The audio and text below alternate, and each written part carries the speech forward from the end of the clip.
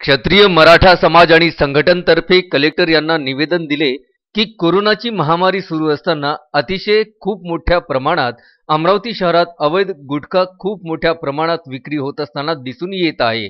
दिवसेंदिवस गुटख्याचे प्रमाण खूप मोठ्या प्रमाणात वाढत आहे।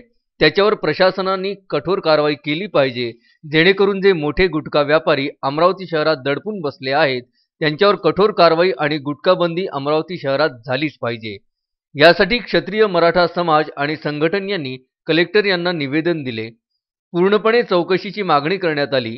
क्षत्रिय मराठा संघटना आणि कार्यकर्त्यांनी चौकशी न झाल्यास उपोषणाला बसण्याचा इशारा कलेक्टर यांना दिला।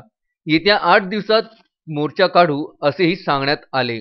निवेदन देताना शहराध्यक्ष संदीप बेहेरे, जिल्हाध्यक्ष निखिल देशमुख, अमर मेश्राम, अजय बेहेरे, विकी तांबुसकर, संदीप कदम, अनिकेत कराळे, भातकुली शहराध्यक्ष आणि सतीश नितीन कदम, प्रकाश राजणकर, मयूर आंबुलकर इत्यादी उपस्थित होते।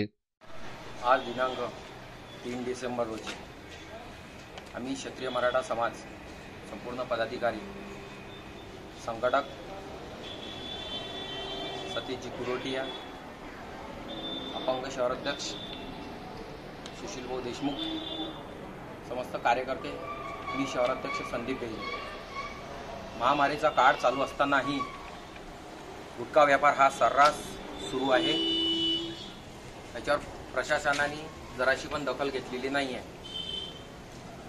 त्यानंतरही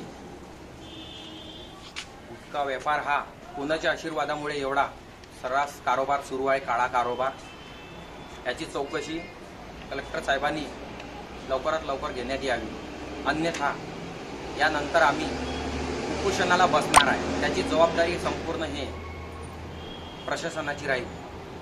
जय शिवराय। संजय पवार, विदर्भ न्यूज ब्युरो, चोर माहुली।